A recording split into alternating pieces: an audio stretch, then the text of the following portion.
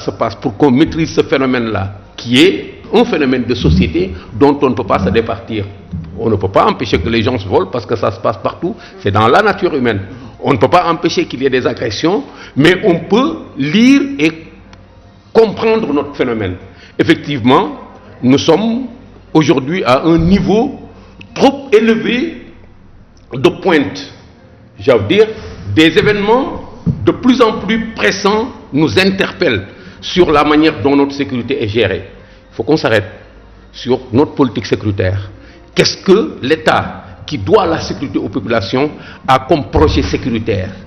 Comment il est conçu? Sa volonté politique de gérer comment il l'exprime?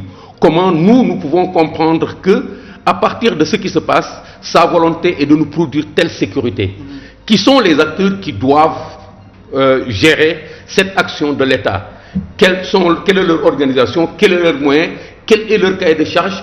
Comment sont-ils organisés, outillés pour répondre à cela? Quelles sont les stratégies à partir desquelles ils vont affronter le phénomène? À partir de cet état des lieux, on peut arriver à quelque chose. Maintenant, dès qu'on a ça, on a mis en place l'ensemble des ingrédients qui permettent véritablement de se lancer à la conquête d'une nouvelle sécurité. C'est là que l'État sénégalais, conscient de ses responsabilités aujourd'hui, veut produire dans l'intérêt des Sénégalais. Il faut absolument ça. À côté de ça maintenant, il y a les stratégies, la mise en œuvre, et il y a le suivi, l'évaluation, et on arrive véritablement à avoir une nouvelle situation. Je ne dis pas que les actuels acteurs ne sont pas dans cette approche-là, mais il faut qu'on s'arrête et qu'on reprécise les choses, qu'on définisse et qu'on oriente. À ce moment, on aura un tableau de gestion de la sécurité qui réponde à la préoccupation des populations. L'État a une véritable volonté d'assurer la sécurité des populations. C'est pourquoi à chaque fois qu'un événement survient, tout le monde sort, chacun réagit, on essaye de voir. L'État a cette volonté-là parce que par rapport à ce que nous avons vécu, il y a un embellie énorme, les moyens existent, les services sont de plus en plus armés, mais il y a des déficits. Au plan des équipements, il y a des déficits au plan des personnels, il faut qu'on évalue tout cela. Et donc, en gros, on peut dire qu'en fait, nous avons une bonne politique sécuritaire. Non, c'est-à-dire, ce n'est pas que nous n'ayons pas une bonne politique sécuritaire ou que nous ayons une bonne politique sécuritaire, mais il y a quelque chose qui manque à la manière dont la sécurité est gérée pour qu'on ait l'impression, avec cette masse d'informations qui fait peur, qu'on ait l'impression d'être dans une situation insécuritaire extrêmement grave. Il faut conjuguer tout cela, parce qu'on ne peut pas exclure de la gestion de la sécurité cette possibilité d'accès à l'information, de distribution de l'information, qui est aussi un facteur d'insécurité.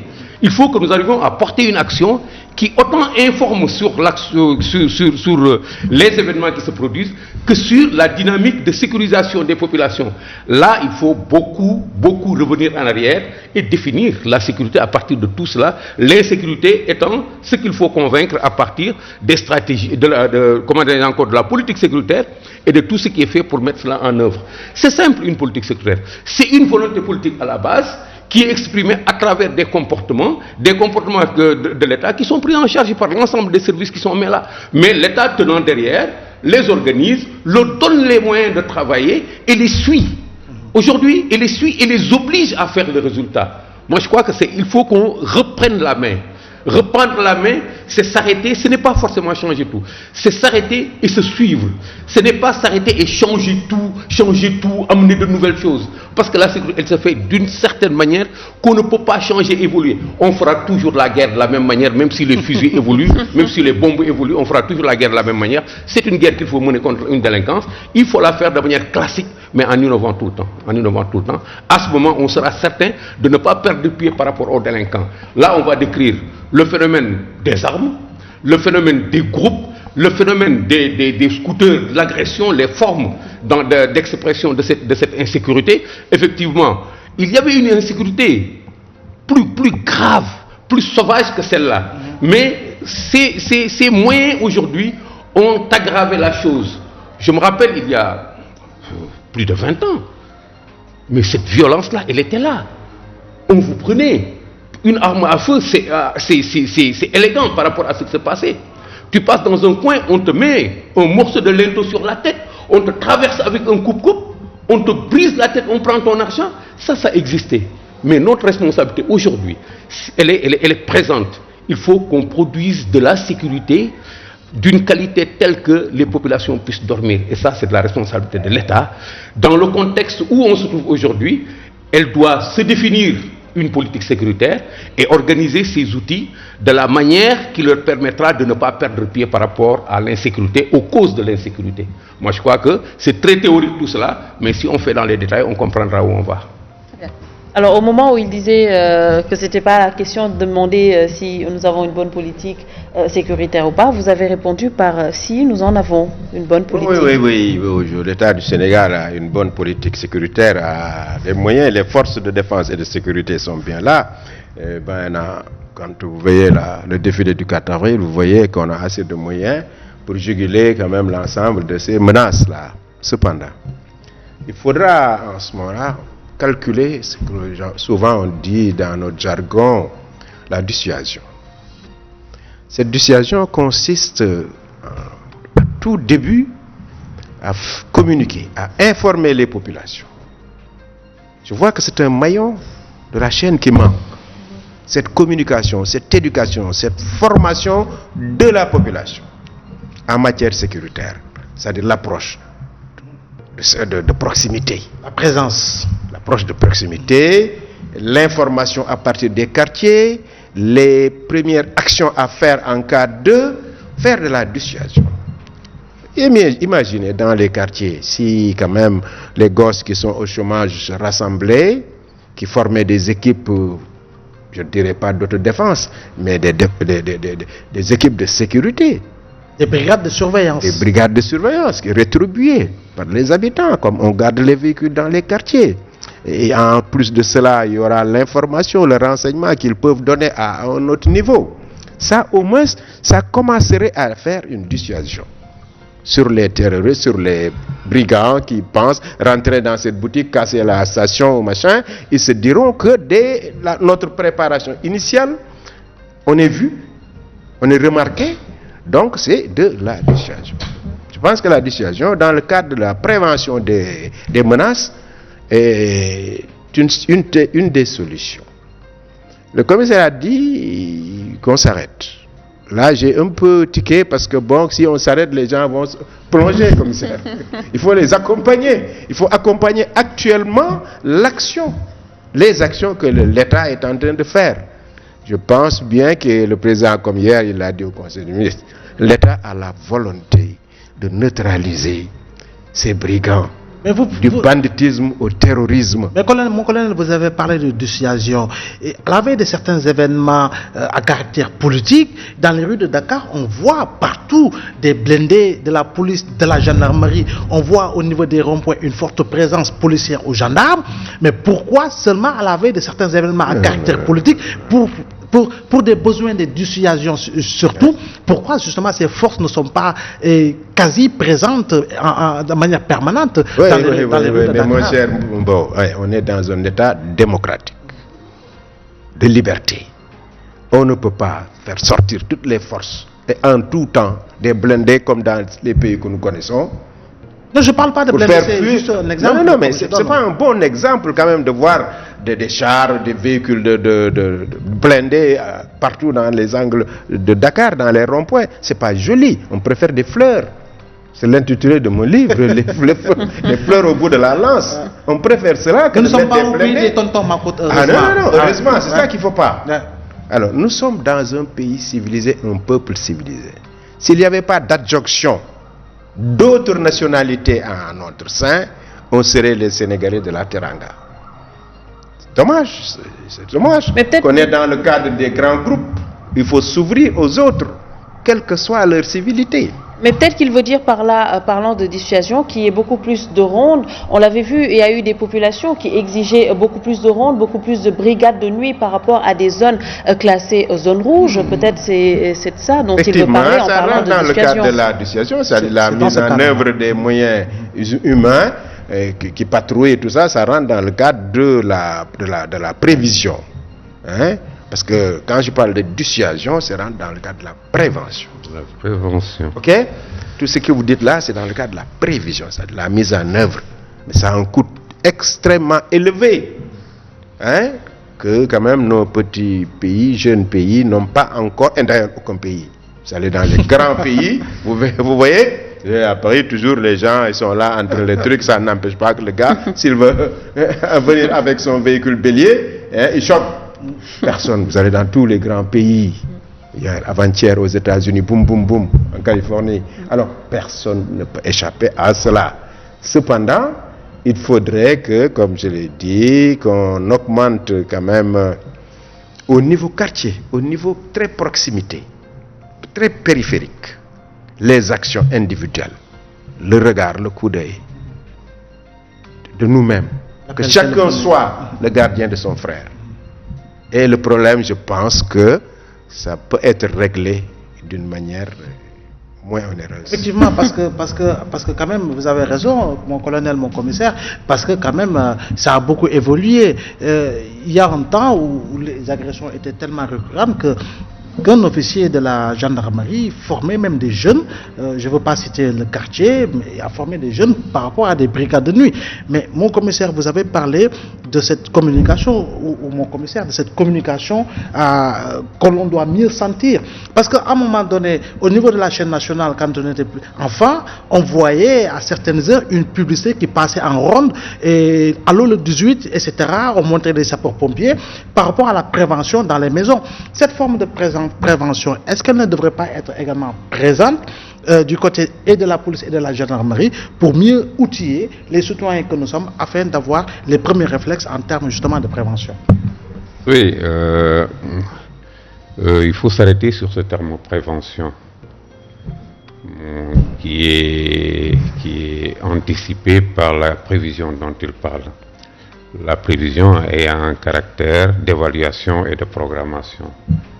Ça veut dire savoir où on est. La prévention, c'est anticiper effectivement sur ce qui peut se produire, ce que nous connaissons aujourd'hui.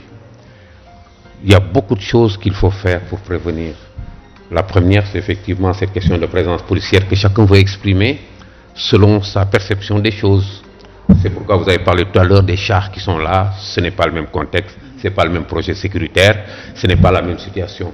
Ici, il est question de la sécurité au quotidien.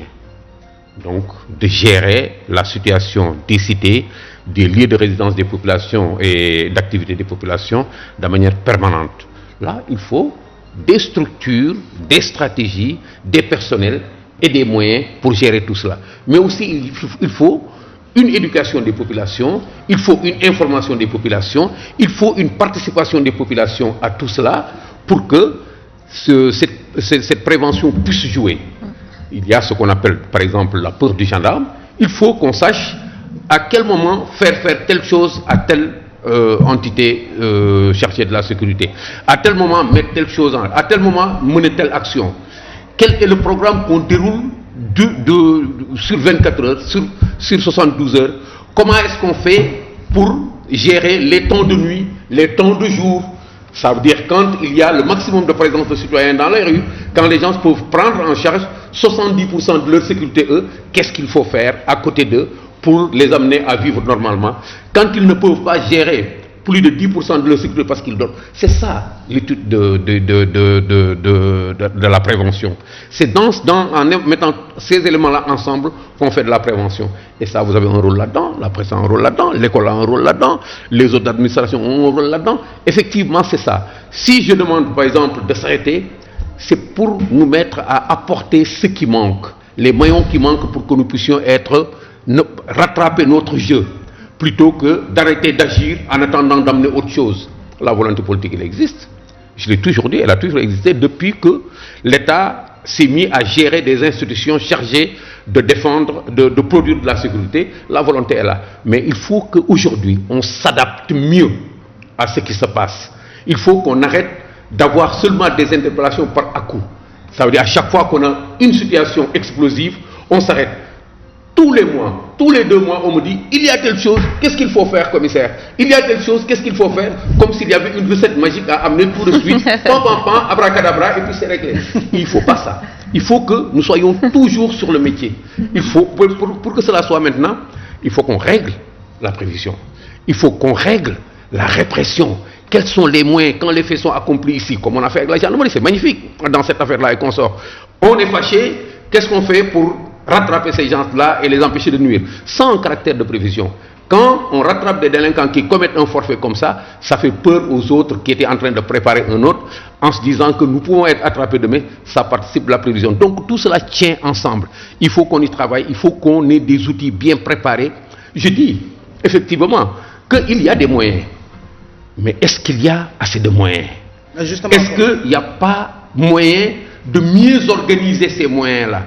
Est-ce que les effectifs sont suffisants? Justement, commissaire, c'est vrai, vous n'êtes pas l'enchanteur Merlin, mais est-ce que le ratio est devenu correctement correct du point de vue un policier pour tant d'habitants depuis les événements de 87 avec la radiation? Nous savons très bien que depuis, même avant l'événement de 87, on n'était pas au ratio. On était en train de galoper vers ça. C'est pourquoi subitement, disons 78 et les années 80 et quelques, la police s'est mise à recruter des 400 personnes, 500 personnes. On voulait rattraper ça, créer une situation sécuritaire adéquate. C'était ça qui permettait aux citoyens d'être mieux sécurisés avec une présence policière suffisante. On a été rattrapé par cet événement-là et qu'on sort. Et c'est comme si, après cet événement, on s'est dit qu'il fallait revoir notre copie et on a pu recruter presque jusqu'vers les années 2000. Nous courons derrière ce gap-là. Ce n'est pas que l'État peut ou ne peut pas. Une réalité technique, elle est une réalité technique. Quand le ratio n'est pas correct, il n'est pas correct.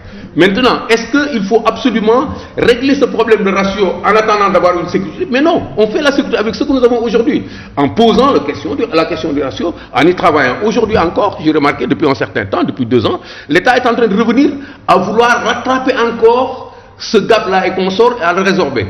Il y a des solutions intermédiaires qui sont là. Il faut travailler sur tout ce que nous avons aujourd'hui pour créer une présence policière forte. Il faut travailler sur ce que nous avons de moyens et nous compléter avec notre intelligence et notre capacité à réagir en tant qu'institution, parce que c'est cela, c'est la responsabilité de la police, de la gendarmerie et de l'armée, que de se dire avec ce que nous avons, que nous allons en guerre contre ce phénomène-là, et derrière eux, l'État, et je crois qu'on sera dans une dynamique assez positive.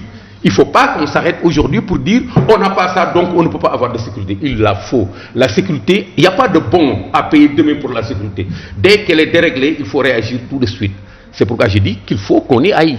Continuer, mais en nous disant voilà ce qui nous manque, voilà ce qu'il faut faire, en changeant et même dans les exigences fondamentales. On arrive à rattraper quelque chose. Je crois qu'en étant plus rigoureux à attendre le résultat d'une institution, on lui demande d'avancer et on l'oblige à avancer dans une certaine direction. La sécurité, elle est capitale. On doit la faire tout de suite avec ce que nous avons. Donc, dès qu'on constate que l'État a une volonté politique avérée, constante, qu'elle ne fait pas comme ce que certains voudraient. Oui, vous faites une manifestation politique là, moi, je suis nos moyens de régler. Non, c'est pas ça. Ça, c'est un autre registre. Mais pour des sécurités populaires, nous avons donné le nerf. Non, ce n'est pas ça. Ce qu'il faut aujourd'hui, c'est qu'effectivement, tous ensemble, nous participions à produire de la sécurité. Mais qu'on ne dise pas sécurité seulement, tout le monde dit l'État, la police, la gendarmerie. C'est une problématique qui nous interpelle tous. Et vous, comme je l'ai dit, la presse, autant vous distillez beaucoup d'informations, vous mettez beaucoup d'informations à la disposition, autant vous avez des responsabilités sur la manière d'éduquer ces populations pour qu'elles se mettent à cotiser dans la réalisation de leur sécurité. Je crois que si on va dans cette direction-là, on pourra, en mettant tout cela petit à petit ensemble, trouver une solution à notre insécurité, étant entendu qu'on ne la réglera jamais comme l'a dit le colonel. L'insécurité est partout dans le monde, mais il faut qu'on la suive, qu'on ne perde pas pied. Alors l'insécurité est un peu partout dans le monde. Ici au Sénégal, il y a un autre fait qui est peut-être indexé, nous l'avons peut-être souligné tout à l'heure, c'est cette libre circulation des armes. Alors qu'est-ce qu'il faut actuellement, en ce moment où nous parlons, pour essayer un peu de trouver une solution par rapport à ça? Oui, madame, on revient dans le cadre de la dissuasion. Parce qu'avec l'état du Sénégal actuel, on a constaté, avec le ministre de l'Intérieur, là, qui à Linguindiaï, qu'on commence à mettre des caméras de surveillance partout. Ces caméras de surveillance vont se substituer au recrutement dont parlait tout à l'heure le commissaire. On ne peut pas mettre un policier derrière chaque homme, mais on peut mettre des caméras de surveillance. Chaque caméra peut regarder plus de 1000 personnes.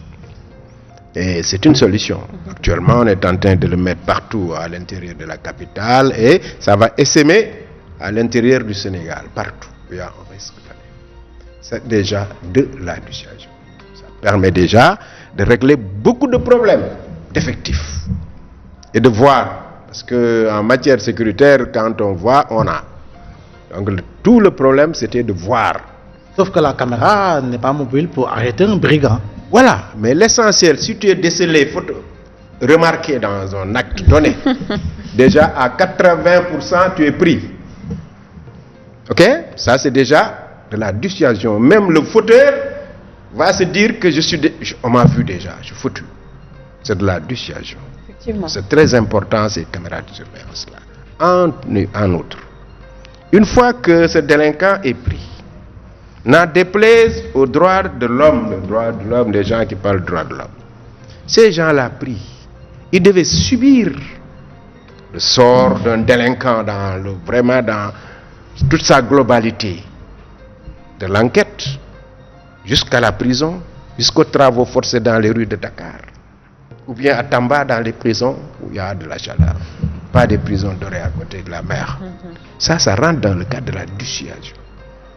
Je ne parle pas de peine de mort, j'ai entendu peine de mort, bon, mais on peut substituer la peine de mort à d'autres peines plus dégradantes, telles que les travaux forcés. On se rappelle bien les travaux forcés dans les allées de Dakar, au marché Tilène, un bonhomme connu avec sa culotte, les boules de machin, la chaîne et le balai. Ce gars-là, il ne fera plus. D'abord, il ne fera plus. Ensuite, il est remarqué. S'il ressort, on sait que celui-là avait fait ça, on l'avait vu avant-hier ici. C'est ça la dissuasion. Il faudrait qu'on en arrive et que ces gens qui protègent les délinquants se mettent dans les tiroirs et laissent les gens travailler. Parce qu'ils n'ont pas encore subi, je pense, le sort de ces délinquants-là. Parce qu'une fois que votre parent, votre fille ou machin a été agressé, tué ou violé, tu ne parleras plus de droits de l'homme. Mais quand tout est machin dans la clim, voilà, on pousse des trucs et puis ça ne fait pas du sérieux. Non, il faut qu'on ose le dire, il faut qu'on le dise.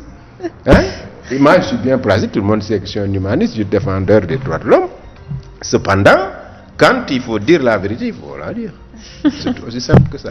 Alors, mon commandant, j'ose pas dire tout ça. Je lui dirai tout de suite. Vous savez, la sécurité, c'est un domaine de savoir tout à fait particulier. Et moins matériel, équipement technique, moins humain, c'est des registres tout à fait différents. Il faudrait qu'on soit assez généreux les uns envers les autres pour qu'ensemble ici nous cotisions à favoriser la production d'une bonne sécurité. Mettre des caméras, c'est un plus, mais ça ne répond pas à un besoin de recrutement. C'est pas le même problème. Ce qu'on fait d'un homme qu'on recrute, c'est une évaluation, c'est un besoin qu'on mesure. Même quand il y a dans chaque coin, dans chaque chambre à coucher, une caméra, le besoin d'avoir des hommes, ça s'évalue et on met les hommes qu'il faut. Quand on parle de gap et de ratio, c'est parce que réellement il faut des hommes pour faire cette sécurité-là. Mais ça ne complète pas, ça ne comble pas le manque d'hommes. Ce n'est pas, alors c'est pas les mêmes manières de poser les problèmes. Mais au moins c'est une manière de dissuader. Mais je suis d'accord, mais ça participe à mettre en place une stratégie de dissuasion. Parce que c'est ça la prévention. On appelle cela techniquement police préventive. Ce qui vient pour que l'infraction ne soit pas commise. Ce qui vient pour dissuader les délinquants. Ça commence par tout. Bâtir un commissariat, mettre commissariat de police. Mettre 2 gendarmes dans la rue. Porter la tenue et avancer dans la rue. Tout cela, c'est de la dissuasion. Maintenant, mettre un dispositif de caméra d'or, effectivement, et faire voir aux gens qu'il y a des caméras, ça participe de la dissuasion. Mais mettre ça ensemble pour dire, nous allons recruter moins parce que nous avons des caméras, moi je préfère qu'on traite de ces questions-là comme ça. C'est très bien des caméras, c'est très bien tout cela, c'est des équipements. C'est très bien tout cela, mais il faut qu'on se dise ceci. La sécurité, c'est un produit. C'est l'État qui a le devoir régalien de produire de la sécurité. Nous sommes d'accord que cette volonté, elle est là depuis que l'État du Sénégal est gouverné comme il l'est fait depuis toujours. Les gens se sont comportés. Aujourd'hui, il ne faut pas qu'on minimise trop le phénomène au point de ne pas réagir en produisant notre propre sécurité. Vous allez parler de trafic de drogue, du comportement des jeunes dans les quartiers, de tous ces phénomènes qui accompagnent la sécurité. Mais la problématique de l'emploi intervient là-dedans. Il faut qu'on interpelle ces gens-là pour gérer de la sécurité, pour faire de la sécurité. Il faut qu'on se dise quel problème nous avons pour que les jeunes versent dans la délinquance.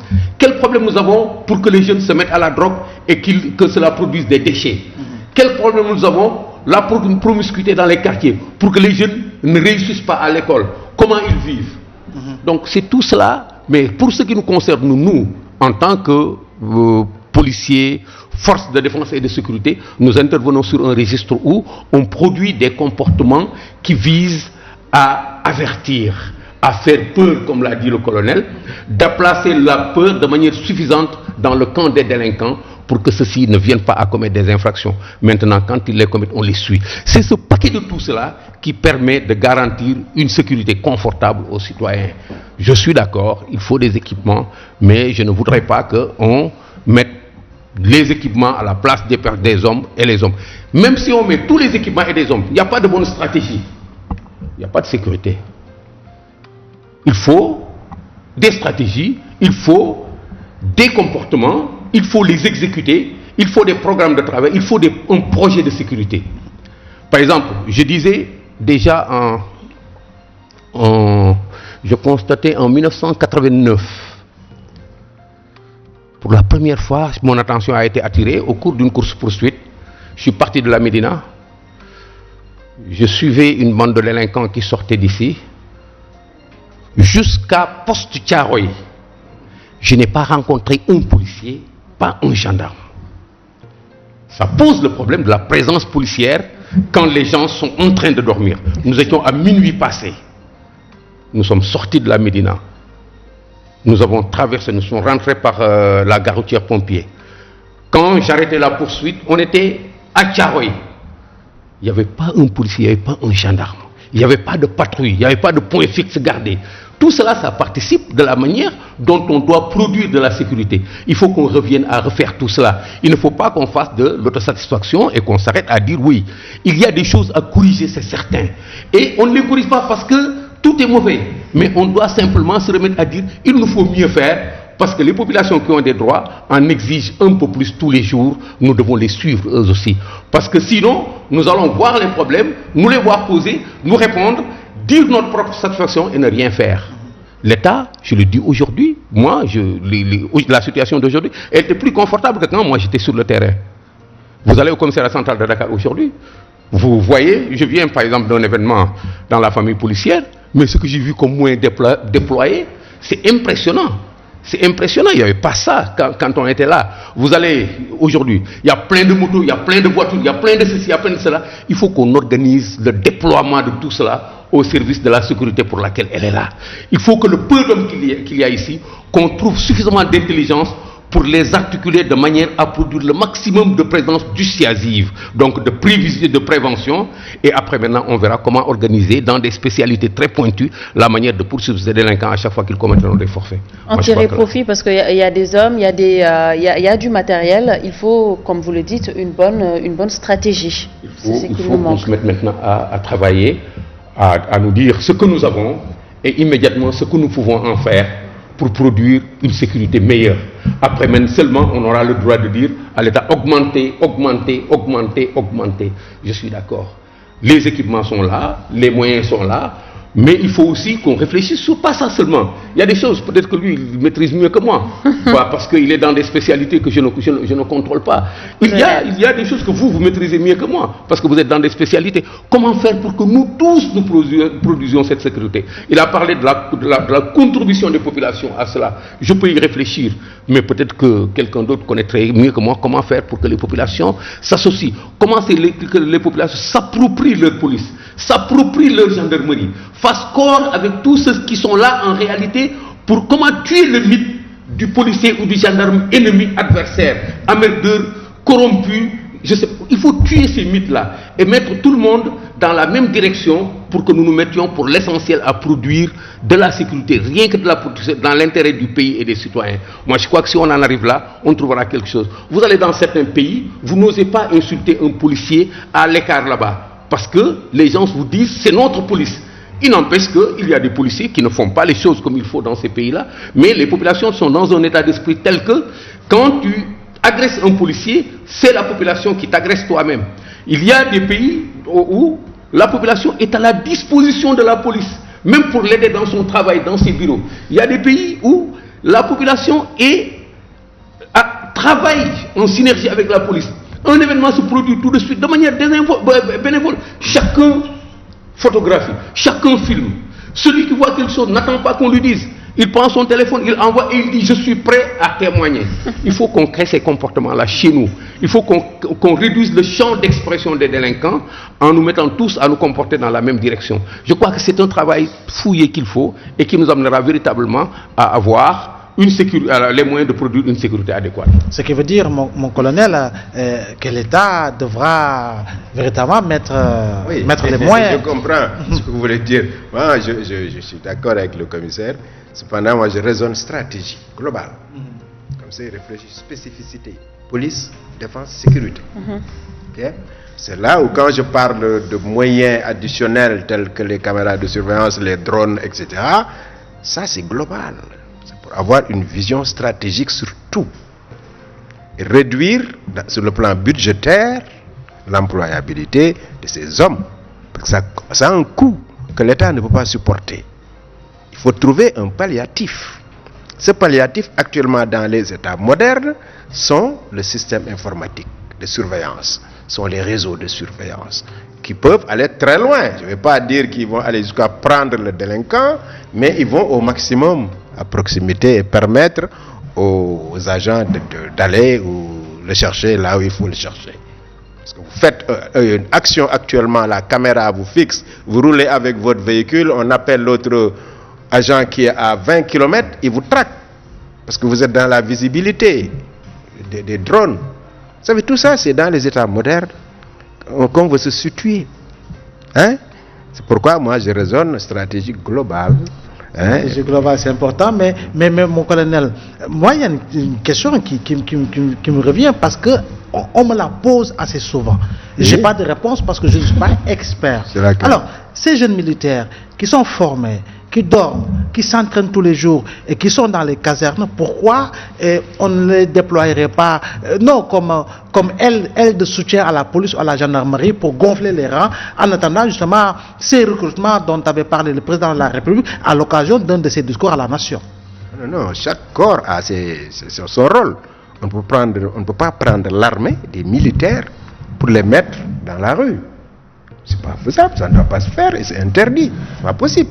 Non, ça rentre dans le cadre d'autres actions. Même si c'est une aile de soutien à la police. Non, ça rentre dans d'autres cas qu'on ne souhaite pas qu'on l'ait au Sénégal. Je peux répondre un morceau. Ouais. En fait, il y a ce que vous ne voyez pas. Ce que vous demandez aujourd'hui est pris en compte et existe.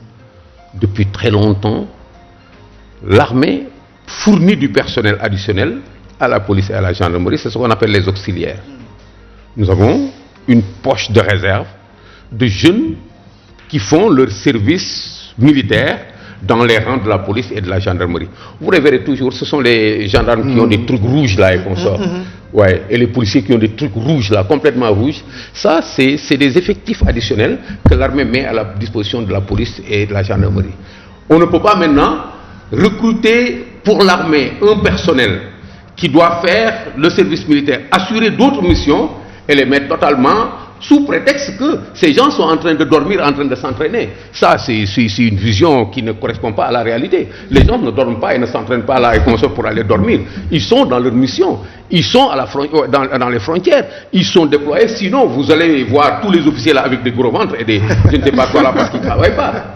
Ces jeunes-là, ils seraient là en train de dormir. Ils ne dorment pas. Ils ont leur mission, comme l'a dit. Il faut, de mon point de vue, il faut aller jusqu'au fond des choses pour ne pas transposer des situations, une situation vers une direction pour combler une autre situation. Les militaires ont leur mission, ils font cela. Vous allez en Casamance, ce n'est pas des policiers qui meurent là-bas.